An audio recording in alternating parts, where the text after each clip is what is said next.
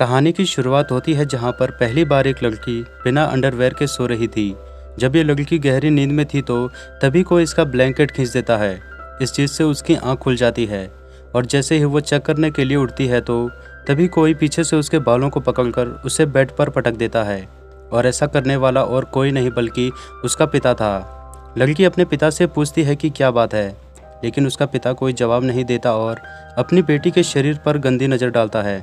इसके बाद वो अपना चेहरा अपनी बेटी के सामने लेकर आता है और उससे बोलता है कि मेरी बेटी कितनी बड़ी हो गई है। अब लड़की अपने बाप के मुंह से ऐसी बातें सुनकर डर जाती है। इसके बाद वो लड़की के बालों को छोड़कर उसके चेहरे को छूने लगते हैं। अब लड़की इससे डरकर रोने लगती है। अब ये लड़की समझ नहीं पा रही थी कि उसके साथ ये क्या हो रहा है और तभी उसके पिता वहाँ से चले जाते हैं। खैर, अब अगली सुबह उस लड़की की माँ खाना बना रही होती है। उस लड़की का नाम मैरी था। वो यहाँ पर सोच रही थी कि कल रात को मेरे साथ यहाँ पर जो हुआ क्या वो मुझे अपनी माँ को बताना चाहिए। और तभी उसकी बहन भी सीढ़ियों से नीचे आ जाती है और उसका भाई भी टेबल पर आकर बैठ जाता है और तभी उसके पिता भी वहाँ पर आकर बैठ जाते हैं और ऐसा बिहेव करते हैं जैसे कि कल रात को उन्होंने कुछ किया ही ना हो। मैरी सोचती है कि कल रात को तो ये मुझे बड़ी बुरी तरह से देख रहे थे और आज ये इतने नॉर्मल कैसे हैं। इसलिए मैरी अपने टेबल से उठती है और वहाँ से चली जाती है और तभी उसकी माँ यहाँ पर आकर खाना जोर से टेबल पर रखती है। यहाँ किसी को भी समझ में नहीं आ रहा था कि यहाँ क्या हो रहा है। यहाँ पर मॉम बड़ी ही अजीब तरह से खाना खाती हैं, जैसे उसने कई दिनों से खाना नहीं खाया हो।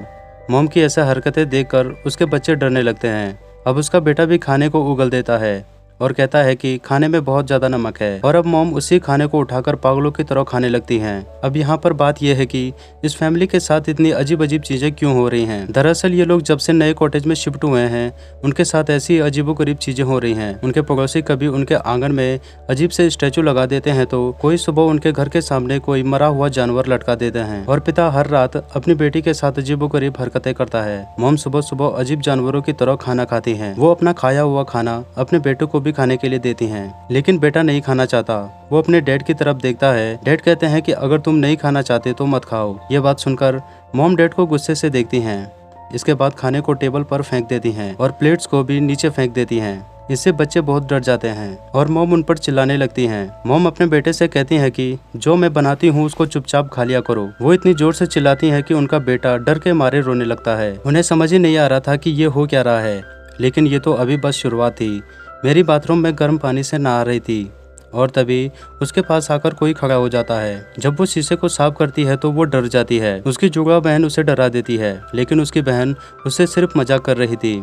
इसके बाद वो दोनों बहनें अपने कमरे में चली जाती हैं, जहाँ पर मैरी अपनी बहन को बताती है कि हर रात कैसे उसके डैड उसके रूम में आकर उसके साथ अजीबोगरीब हरकतें करते हैं। मैरी को ये बात सुनकर यकीन नहीं हो रहा था कि ये सब उसकी बहन के साथ भी हो रहा है और तभी उनके डैड भी यहाँ पर आ जाते हैं। ये दोनों बहनें जो आपस में बात कर रही थी, इनके डैड ने वो सब सुन लिया था। यहाँ पर डैड उनसे कुछ पूछने लगते हैं और इतने में ही वो एक चाकू निकालकर उन पर अटैक कर देते हैं। मैरी उन्हें धक्का देकर गिरा देती है और इसके बाद ये दोनों बहनें यहाँ से भाग जाती हैं। लेकिन तभी अचानक से फिर उनके डैड उनके सामने आ जाते हैं और मैरी के बालों को पकड़ लेते हैं। वो कुछ देर के लिए उन दोनों को देखते हैं और इसके बाद मैरी को नीचे फेंक देते हैं। मैरी सीढ़ियों पर जाकर गिरती है और वहीं पर बेहोश हो जाती है। मैरी की बहन एना डरकर वहाँ से भागने लगती है।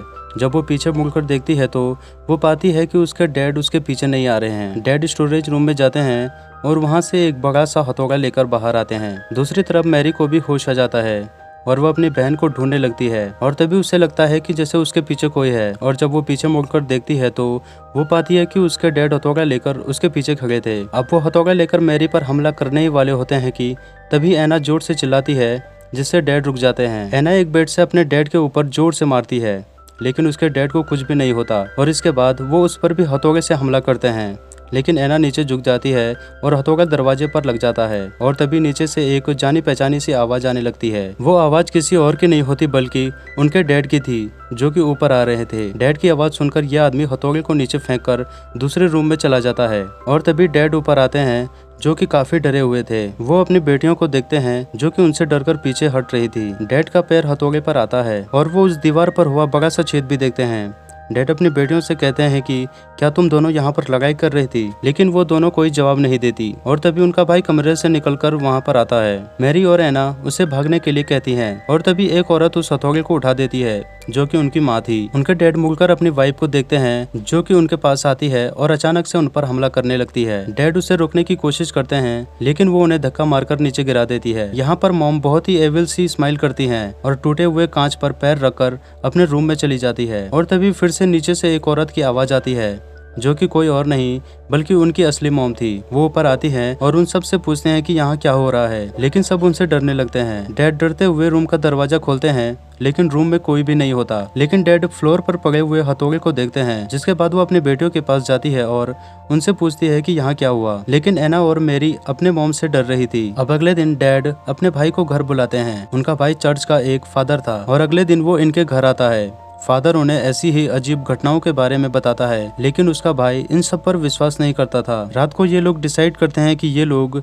सभी एक रूम में एक साथ सोएंगे। आधी रात में उनके छोटे बच्चे को टॉयलेट आती है और वो बिना किसी को परेशान किए खुद अकेला ही बाथरूम में चला जाता है और तभी हूबहू उसके जैसा दिखने वाला बच्चा रूम में आता है। वो बच्चा एक चाकू उठाता है और अजीब सी स्माइल करता है। वो फादर को मारना चाहता था लेकिन वो उसको नहीं मारता। ऐसा लग रहा था कि उसे किसी चीज ने रोक दिया हो। और तभी फादर अपनी आंखें खोलते हैं और फादर की वजह से ही ये लोग एक रात चैन की नींद ले पाए थे। अब जब फादर अकेले इस चीज से नहीं लड़ सकते थे, इसलिए फादर अपने एक सीनियर की हेल्प मांगते हैं। सभी सीनियर आपस में बैठकर बातें करते हैं कि आखिर इस फैमिली के साथ हो क्या रहा है और ये सभी लोग एक्सोर्सिज्म करने का प्लान बनाते हैं। ये फादर अपने काम में काफी माहिर होता है और इसके काफी चाहने वाले भी थे।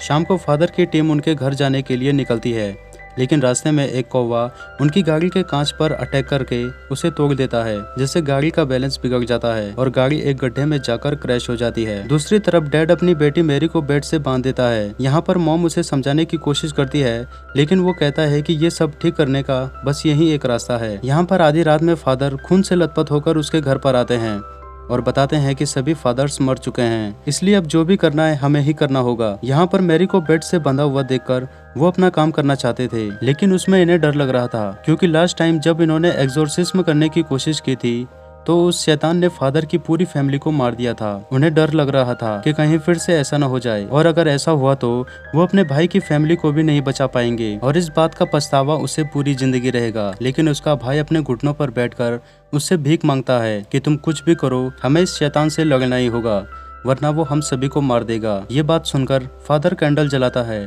और मैरी के ऊपर होली वाटर को छिड़कता है। मैरी होली वाटर की वजह से चिल्लाने लगती है। उसे समझ नहीं आ रहा था ये हो क्या रहा है। इसके बाद फादर मैरी के सीने पर एक क्रॉस रख देता है और उसे एक लकड़ी से मारने लगता है। मैरी दर्द से चिल्लाने लगती है और उससे पूछती है कि वो ऐसा क्यों कर रहा है। फादर डैड से कहता है कि क्या तुम अब भी इस सब को जारी रखना चाहते हो, जिस पर डैड मैरी के पैर को पकड़ लेता है जिससे वो हिल न पाए। अब मैरी जोर जोर से रोने और चिल्लाने लगती है और फादर जोर जोर से उस छड़ी से मैरी को मारता चला जाता है। ये देखकर उसके पिता रोने लगते हैं। इसके बाद फादर दूसरी वुडन स्टिक निकालता है और उससे मैरी को मारने लगता है। मैरी दर्द के मारे बेहोश हो जाती है और वहीं दूसरी तरफ जहां एक्सीडेंट हुआ था वहां पुलिस की टीम जाती है। जैसे ही वो फादर की टीम को गाड़ी से निकालती है तो उस गाड़ी में ब्लास्ट हो जाता है। उन सभी फादर में से डैड का भाई भी बेहोश होता है। इसका मतलब ये होता है कि जो आदमी मैरी के घर होता है वो उसका अंकल नहीं बल्कि खुद ही शैतान है, जो कि मैरी को लगातार पीटे जा रहा है। अब मैरी की मॉम से बर्दाश्त नहीं होता। वो कहती है कि ये कोई एक्सोर्सिज्म नहीं है, ऐसा करने से तो मेरी बेटी मर जाएगी। वो फादर को पकड़ लेती है ताकि वो मैरी को मार न सके। वो अपने हस्बैंड को देखती है और उससे कहती है कि अब हम और नहीं कर सकते, इससे सही तो ये होगा कि हम सब लोग एक साथ ही मर जाएं। लेकिन तभी ये अपनी वाइफ को धक्का मार देता है और अपने भाई से रिचुअल कंप्लीट करने को कहता है और तभी उस आदमी को एक आवाज सुनाई देती है जो कि उससे कह रही थी कि वो एक डरपोक आदमी है और वो गलत का साथ दे रहा है। और तभी डैड को सब समझ आने लगता है।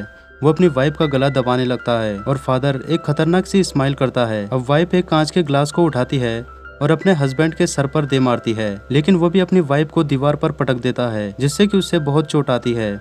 और तभी वो अपने भाई की ओर देखता है जो कि काफी डरावनी सी स्माइल करते हुए उसे देख रहा होता है और इसीलिए ये भी उस शैतान पर हमला कर देता है, लेकिन वो उसे मारकर नीचे गिरा देता है। और जैसे ही वो शैतान उस आदमी को मारने वाला होता है कि तभी रियल फादर वहाँ पे पहुँच जाते हैं। वो यहाँ पर कुछ मंत्र पढ़ते हैं जिससे वो बुरी आत्मा यहाँ से गायब हो जाती है।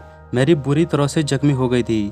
वो स्टोरेज रूम की ओर जाने लगती है और अपने डैड से पूछती है कि तुमने मुझे इतनी देर तक मार खाने क्यों दिया। और तभी फादर मैरी के सामने एक मिरर रखते हैं जिससे कि उसकी बॉडी से शैतान निकलकर बाहर आ जाता है।